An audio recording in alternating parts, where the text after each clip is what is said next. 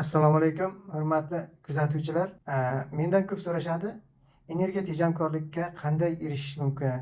Bu savolning javobi aslida har oyning oxirida o'zingizning esingizda tushadi. Chunki aynan o'sha paytda elektr energiyasi uchun katta to'lov qilasiz. To'lovni kechiktirsangiz elektr ta'minotidan uzilish ham mumkin. Tarmoqdan uzib qo'yish ham mumkin. Shunda yana o'sha savol paydo bo'ladi. Nima qilish kerak?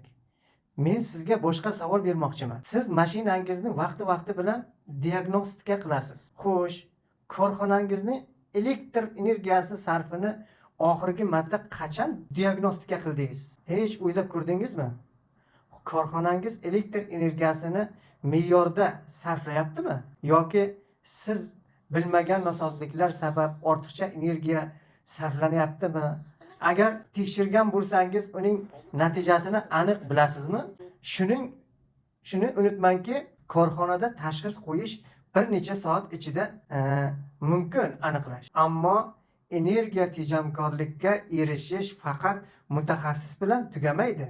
Buning uchun tajribali mutaxassis, to'g'ri yechim va amaliy optimallashtirish kerak bo'ladi.